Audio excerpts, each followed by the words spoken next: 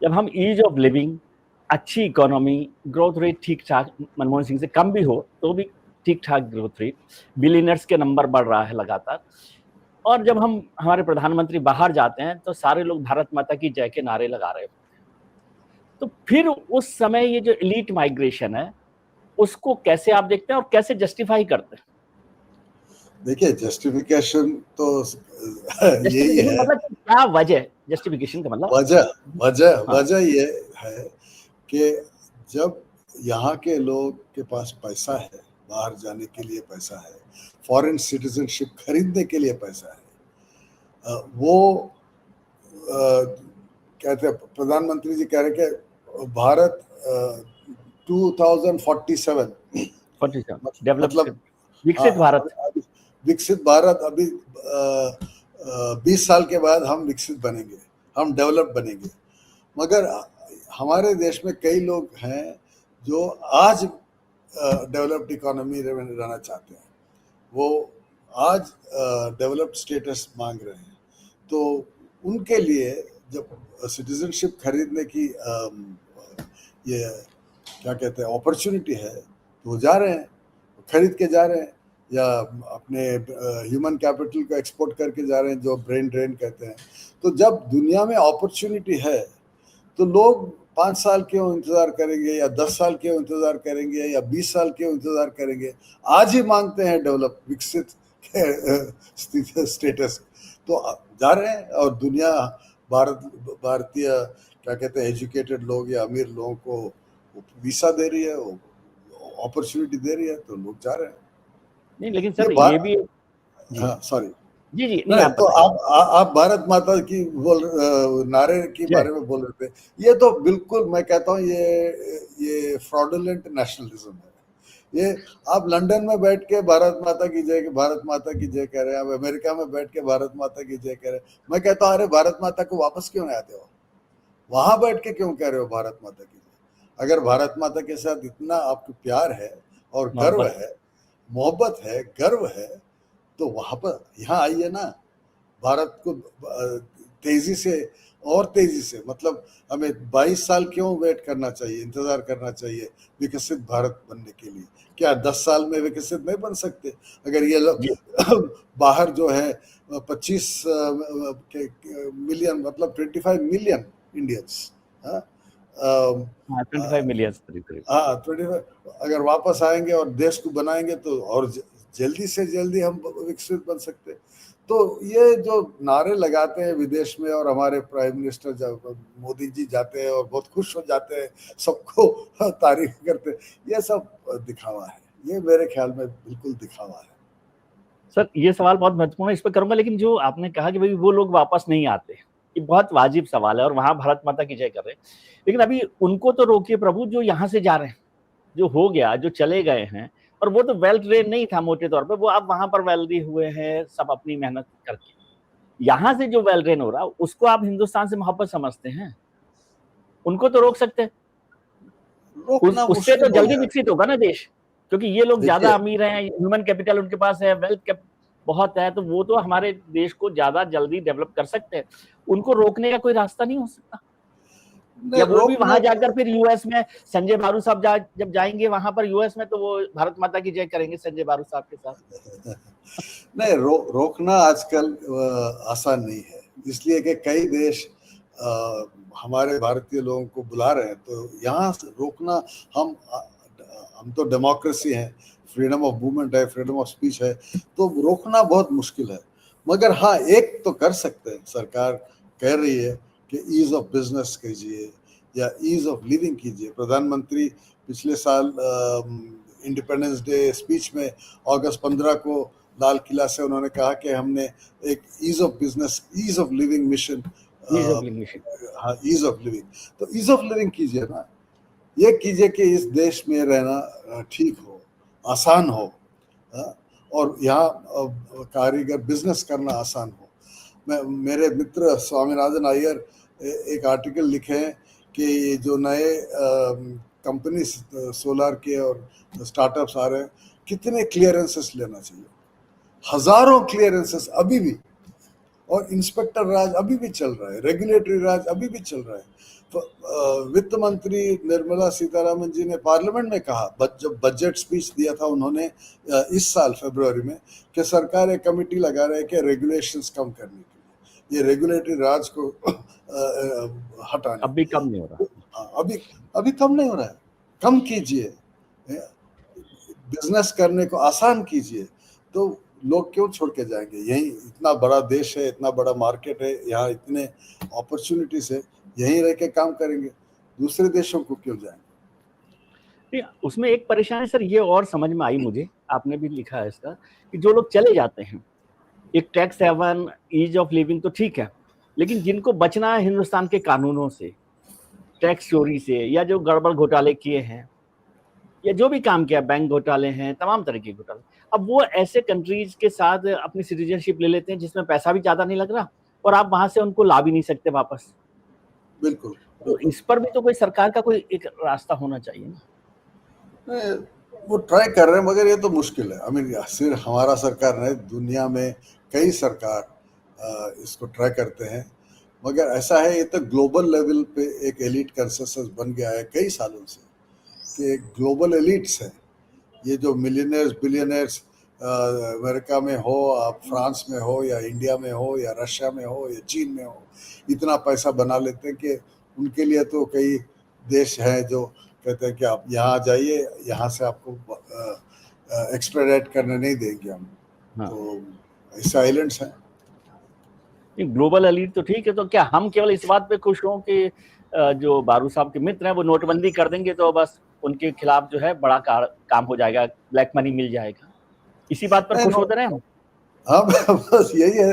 अब नोटबंदी से क्या मिला? कुछ नहीं मिला। करप्शन तो इस देश में कम नहीं हुआ, नोट का इस्तेमाल कम नहीं हुआ, जो भी ट्रांजैक्शंस होते हैं आजकल, फिर वो नोट पैसे का इस्तेमाल होता है, चुनाव में होता है, बिजनेस में होता है, जमीन खरीदने बेचने में होता है। तो ये नोटबंदी एक तमाशा था। सर आपने कहा कि ब्रेन ड्रेन और ब्रेन गेन, इसको डिफरेंशिएट करना पड़ेगा, किसके लिए ब्रेन गेन है और ब्रेन ड्रेन किसके लिए है। लेकिन अभी मैं देख रहा हूँ हिंदुस्तान में, जो 90s में हम ये चर्चा करते थे, 80s में चर्चा करते थे मोस्ट प्रोबेबली, कि ब्रेन ड्रेन को लेकर चिंता देश में होती थी। आज तो हम ब्रेन ड्रेन की चिंता नहीं कर रहे, उससे थोड़ा सा गौरवान्वित महसूस कर रहे हैं कि हमारे लोग जो है नासा में हैं, कंप्यूटर्स में हैं, एप्पल में हैं, जो जिसे आप ब्रेन ड्रेन कह रहे हैं आज भी जो है ब्रेन ड्रेन, लेकिन उसे तो हम अपना बहुत प्राइड समझ रहे हैं। क्या इससे कोई फायदा नुकसान हो सकता है? ये है मेरे किताब का सेंट्रल पॉइंट, यस, मूल मैसेज जो कहते हैं, ये है मेरा किताब का, कि 1970 में, 80 में, 90 में जब यहाँ से लोग जा रहे थे, डॉक्टर्स, इंजीनियर्स, पढ़े लिखे लोग बाहर जा रहे थे, उस जमाने में हम इसके बारे में चिंतित थे कि ये जा रहे हैं, कि ये ब्रेन ड्रेन हो रहा है। कई इकोनॉमिस्ट, जगदीश भगवती जी हैं, डंडेकर जी हैं, कई आर्थिक स्पेशलिस्ट एक्सपर्ट्स इसके बारे में लिखा है, मगर आज कोई नहीं इसको देख रहे हैं। आज हम ये मानते हैं कि अगर आप बाहर छोड़ के बाहर चले गए तो आप कुछ सक्सेसफुल हैं, कि आप अगर अमेरिका, हाँ बिल्कुल, आप इंग्लैंड में रहते हैं तो आप सक्सेसफुल हैं, अमेरिका में रहते हैं आप सक्सेसफुल हैं, अगर आप नहीं जा सकते तो यहाँ आप फेलियर हैं। तो ये एक एटीट्यूड जो बन गया है, इसे मैं क्वेश्चन कर रहा हूँ। अब ये बड़ा सवाल है ना, क्योंकि इससे कोई आगे भी आपको उम्मीद नहीं दिखती, बल्कि अब तो हम पुश कर रहे हैं। अभी हमारी स्थिति यह है कि जिनके घर से बच्चे लोग बाहर नहीं जा रहे, तो उनको तो बहुत अच्छी नजर से नहीं देखते। आप ये चर्चा करें कि भाई मेरा बेटा कैलिफोर्निया में है, LA में है, लंदन में है और सिडनी में है, तो बड़ी बात है, और वो क्या कर रहा है इसका। लेकिन एक पक्ष और है वेल ट्रेन के अलावा, कि जो हमारा मिडिल क्लास है वो इस प्रेशर में आ गया कि भाई हमारे बच्चे वहां पढ़े। अब वहां की जो यूनिवर्सिटीज हैं वो 50-50 लाख रुपया, 1-1 करोड़ रुपया ले रही है एजुकेशन का, और उसको हम लोन पर यहाँ से ले रहे हैं। एजुकेशन लोन कर दिया आपने कि आप चले जाइए। एक तो यहाँ पर यूनिवर्सिटीज अच्छी नहीं है या खराब जो भी है, और उनके बच्चे जिन्होंने जो इसी यूनिवर्सिटीज में पढ़े, वो लोग वहाँ 1 करोड़ रुपए के एजुकेशन लोन पर वहाँ भेजते हैं। 2 साल पढ़ने के बाद उनकी परेशानी यह है कि वो यदि हिंदुस्तान लौट आएंगे तो वो तो पूरी जिंदगी वो एजुकेशन लोन नहीं चुका सकते, तो फिर उनको बिल्कुल वहीं रहना पड़ता है। बिल्कुल, यही है समस्या।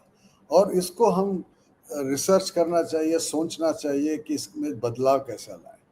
अगर हम इस पे टिके हुए हैं कि ठीक है, जो जा रहे हैं जाने दीजिए, क्या फ़र्क पड़ेगा, देश के लिए अच्छा है, बाहर जाके हमारा भारत महान कह रहे हैं और सारी दुनिया मानती है कि अरे वाह, इन भारत के लोग आते हैं, इतने पढ़े लिखे हैं, हमारा इमेज ऊपर जा रहा है, हम विश्व गुरु हैं, विश्व बंधु हैं। ये सब सोच गलत सोच है। हमारा सोच ये रहना चाहिए कि हमारे देश में जो पढ़े लिखे लोग हैं, वो यहाँ रह के हमारे देश को आगे कैसे ले जाएं। दिस नहीं, इज अब द तो हम चैलेंज। हर चीज में शब्द जोड़ देते हैं, भारतवंशी है वो। कहीं हाँ पर आ जाए, ऋषि सुनक साहब की सरकार में हो, ट्रम्प साहब की सरकार में हाँ हो, नासा में हो, तो भारतवंशी है, इसी में हम हाँ, खुश हैं। बिल्कुल बिल्कुल, क्या फर्क पड़ेगा, ऋषि सुनक प्रधानमंत्री हो या कियर स्टारमर प्रधानमंत्री हो इंग्लैंड का, हमें क्या फर्क पड़ेगा। हाँ? बल्कि अभी फर्क ये एफटीए तो स्टारमर के साथ हुआ, सुनक के साथ तो नहीं हुआ। बिल्कुल बिल्कुल, तो हमारे लिए कोई फर्क नहीं पड़ेगा, या कमला हैरिस अमेरिका की प्रेसिडेंट राष्ट्रपति हो या डोनाल्ड ट्रंप हो।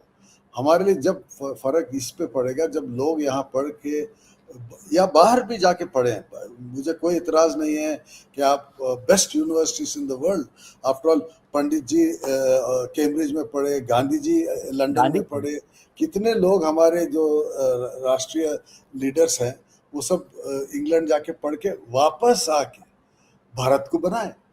होमी भाभा, विक्रम साराभाई, ये सब यूरोप जाके वहाँ पढ़ के वहाँ विज्ञान ज्ञान सीख के यहाँ वापस आए और भारत को बढ़ाए। तो यही हमारा ये उद्देश्य रहना चाहिए। लेकिन सर, आपने तो डेफिनेशन बदल दी जब एनआरआईज की, कि नॉन हाँ रेजिडेंट इंडियन को नॉन रिटर्निंग इंडियन कर दिया, बिल्कुल तो फिर कैसे बिल्कुल, होगा? हाँ यही तो कैसे हमारा इसको समस्या, एलोबरेट करेंगे आप? यही समस्या है। क्या कैसे होगा, एटीट्यूड बदलना पड़ेगा, तो लीडरशिप का एटीट्यूड बदलना पड़ेगा। जब हमारे पॉलिटिकल लीडरशिप दूसरे देशों को जाते हैं तो उनको बहुत खुशी होती है कि इतने भारतीय वहां हैं। उनको गुस्सा होना चाहिए, आप यहाँ क्यों हैं, आप वापस क्यों नहीं आ रहे हैं। ये हमारा मैसेज ये होना चाहिए कि आप वापस लौटे, भारत आके भारत को बनाइए। आप इंग्लैंड में रह के खुश रहे, बड़ी बड़ी मकान में ठहरे हैं, बड़ी बड़ी गाड़ी चला रहे हैं, बच्चे सब वहां पढ़ रहे हैं, तो ये भारतीय कैसा है, ये तो भारतीय है ही नहीं। तो कैसे उसका क्या क्या चेंज हो सकता है लीडरशिप में? आपको क्या लगता है कि क्या बदलाव किया जाए? मतलब ये बहुत गंभीर समस्या है, ये दैट्स व्हाई आई गंभीर एम समस्या। थोड़ा सा एक्सपेंडिंग दिस इशू। तो देखिए, मेरा कहना यह है कि पहले हमें ये मानना चाहिए, मेरा ये किताब लिखने का मकसद जो पर्पज है, ये है, मकसद यही है कि पहले आप इसको मानिए कि ये गंभीर प्रश्न है। बस अगर वहां तक हम पहुंचे कि देश में सब लोग कहें कि अरे भाई, ये किताब में जो लिखा है ये कुछ इसमें सच है, बस इतना इसमें कुछ सोचना चाहिए, सोचना चाहिए। किताब का मकसद यही है। अब उसके बाद सरकार क्या करना चाहिए वो सरकार बताएगी, मैं तो सरकार में हूं नहीं। जो सरकार में है उनकी जिम्मेदारी है कि अगर तो वो तो देश वहां जाकर खुश हो जाते हैं। नहीं, तो ये करो ना, तो अगर देश में ये प्रश्न उठ रहा है कि लोग छोड़ के क्यों जा रहे हैं, उनको यहाँ रहना चाहिए, हमारे देश को बनाना चाहिए, अगर ये सोच देश में है, तो जब सरकार में जो लीडरशिप है उनको बैठ के सोचना चाहिए कि हम ये इसको कैसे एड्रेस करें। ये सर्टिफिकेशन भी तो होगा भारत के डेवलप होने का। यदि लोग लौट आए तो ये भी तो एक सर्टिफिकेशन होगा, तभी तो आप पर भरोसा बढ़ेगा इस बात का। बिल्कुल, चीन में अब हो रहा है। चीन में इतने लोग चीन से जो छोड़ के गए थे वो वापस आ रहे हैं। एक शब्द आपने और काम में लिया, पुश एंड पुल फैक्टर। कैसे आप समझाते हैं इस बात को, पुश एंड पुल फैक्टर?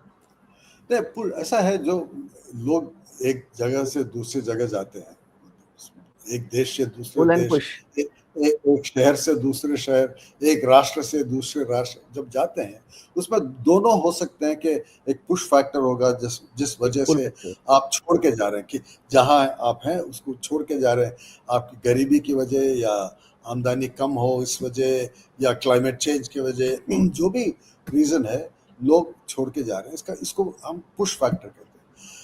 दूसरे जगह में अगर आपको आमदनी ज़्यादा मिल रहा है या वहाँ ईज़ ऑफ लिविंग है, ईज़ ऑफ बिजनेस है, वहाँ रहने के लिए सिचुएशन बेटर है, उसे हम पुल फैक्टर कहते हैं।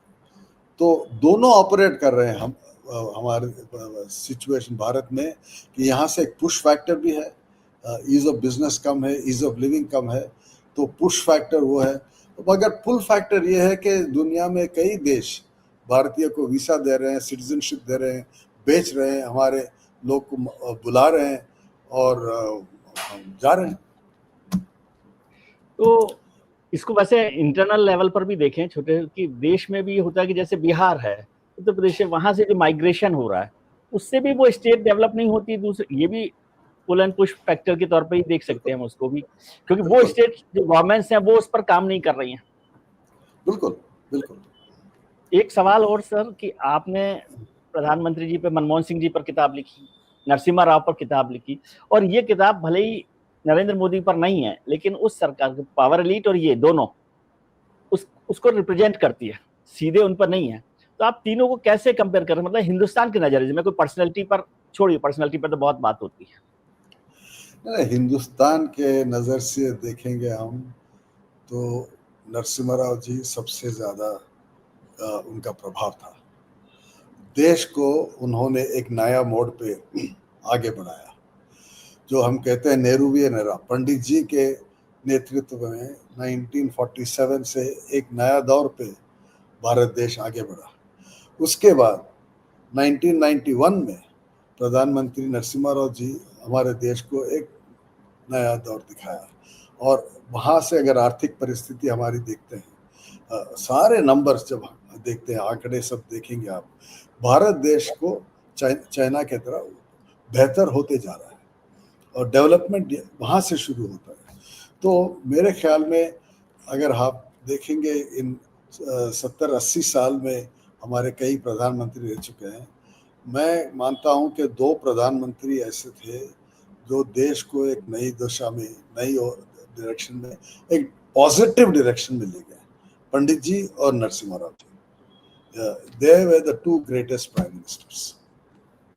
नरेंद्र मोदी जी को आप उसमें नहीं शामिल कर रहे? नहीं, आफ्टर 10 ईयर्स, क्योंकि अब तो 10 साल हो गए। नहीं, अभी इसको हम 20 साल के बाद सोचेंगे इनका प्रभाव क्या है। अभी नेहरू जी का हम 70 साल के बाद सोच रहे हैं, नरसिम्हा राव जी का 50 साल के बाद सोच रहे हैं उनका प्रभाव क्या था। तो मोदी जी का प्रभाव क्या है हम 20 साल के बाद देखेंगे। क्योंकि एक इमेज बन रही है कि भाई सबसे मजबूत प्राइम मिनिस्टर और सबसे मजबूत बदलता हुआ भारत देश। You are not supporting this idea? नहीं, अब छोड़िए, मेरी किताब पे बात कर रहे हैं तो इसी पे रहने दीजिए। और समय भी हो चुका है। चलिए, बहुत बहुत धन्यवाद आपका, और मैं फिर से कहूंगा कि इस किताब को आप जरूर पढ़ें, बहुत इंटरेस्टिंग है और बिल्कुल नए थॉट प्रोसेस के साथ ये किताब है। वैसे पारू साहब तो हमेशा ही अच्छा लिखते हैं, मैंने जो पहले किताबें पढ़ी वो भी, लेकिन मैं फिर से कहूंगा कि इस किताब को पढ़ना चाहिए और एक हिंदुस्तान को समझने के लिए, और जो पर्पज उन्होंने कहा है उस पर भी सोचने की जरूरत है। सर बहुत बहुत शुक्रिया कि आपने वक्त निकाला। अपना ख्याल रखिए, और आप भी अपना ख्याल रखिए और उनका ख्याल रखिए जो आपका ख्याल रखते हैं। अपने परिजनों, मित्रों, रिश्तेदारों के साथ खुश रहिए, मस्त रहिए, व्यस्त रहिए, स्वस्थ रहिए। बहुत बहुत शुक्रिया। Thank you sir, thank you.